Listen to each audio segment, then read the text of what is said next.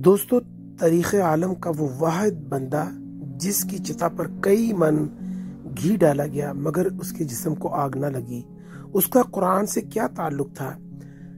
یہ بات تقسیم ہند کے زمانے میں لاہور کے 2 اشاعتی ادارے بڑے مشہور تھے۔ پہلا درسی کتب کا کام کرتا تھا، اس کے مالک میسرز اطہر چند اینڈ کپور تھے، اور دوسرا ادارہ اگرچہ پیور یعنی خالص غیر مسلموں کا تھا لیکن اس کے مالک پنڈت نول کشور قرآن پاک کی طباعت و اشاعت کیا کرتے تھے۔ نول کشور نے احترام قرآن کا جو معیار مقرر کیا تھا وہ کسی اور ادارے کو نصیب نہ ہو سکا۔ نول کشور جی نے پہلے تو پنجاب بھر سے اعلیٰ ساکھ والے حفاظ اکٹھے کیے گئے اور ان کو زیادہ تنخواہوں پر ملازم رکھا، اور احترام قرآن کا یہ عالم تھا کہ جہاں قرآن پاک کی جلد بندی ہوتی تھی وہاں کسی شخص کو خود نول کشور جی سمیت جوتوں کے ساتھ اندر داخل ہونے کی اجازت نہ تھی۔ 2 ایسے ملازم رکھے گئے تھے جن کا صرف اور صرف ایک ہی کام تھا کہ تمام دن ادارے کے مختلف کمروں کا چکر لگاتے رہتے تھے۔ کہیں کوئی کاغذ کا ایسا ٹکڑا جس پر قرآنی آیت لکھی ہوتی، اس کو انتہائی عزت و احترام سے اٹھا کر بوریوں میں جمع کرتے رہتے، پھر ان بوریوں کو احترام کے ساتھ زمین میں دفن کر دیا جاتا۔ وقت گزرتا رہا، طباعت و اشاعت کا کام جاری رہا، پھر بر صغیر کی تقسیم ہوئی، مسلمان، ہندو اور سکھ نقل مکانی کرنے لگے۔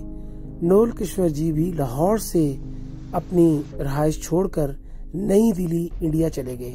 ان کے ادارے نے دلی میں بھی حسب سابق قرآن پاک کی طباعت و اشاعت کا کام شروع کر دیا۔ یہاں بھی قرآن پاک کو احترام کا وہی عالم تھا۔ ادارہ ترقی کا سفر طے کرنے لگا اور کامیابی کی بلندی پر پہنچ گیا۔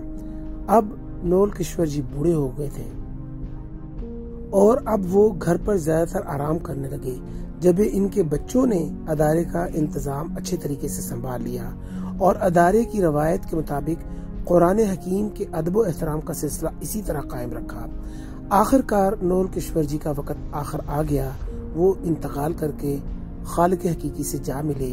ان کی وفات پر ملک کے دور دراز سے بھی لوگ ان کے احباب جو ہے ان کے ہاں پہنچے۔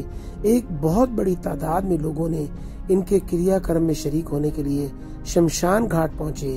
ان کی ارتھی کو چتا پر رکھا گیا، چتا پر گھی ڈال کر آگ لگائی جانے لگی تو ایک انتہائی حیرت انگیز واقعہ ہوا کہ نول کشور جی کی چتا آگ نہیں پکڑ رہی تھی۔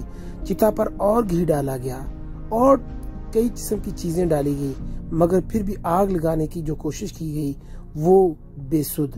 یہ ایک ناممکن اور ناقابل یقین واقعہ تھا، پہلے کبھی ایسا نہیں ہوا تھا۔ لمحوں میں یہ خبر پورے شہر میں پھیل گئی کہ نول کشور جی کی ارتھی کو آگ نہیں لگ رہی۔ مخلوق خدا یہ سن کر شمشان گھاٹ کی طرف امڑ پڑے۔ لوگ اپنی آنکھوں سے دیکھ رہے تھے اور حیران و پریشان تھے۔ جب یہ خبر جامع مسجد دلی کے امام بخاری تک پہنچی تو وہ بھی شمشان گھاٹ پہنچے۔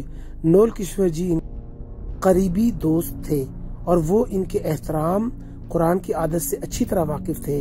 امام صاحب نے پنڈت جی کو مخاطب کرتے ہوئے کہا، آپ سب کی چتا جلانے کی کوشش کبھی کامیاب نہیں ہو پائے گی۔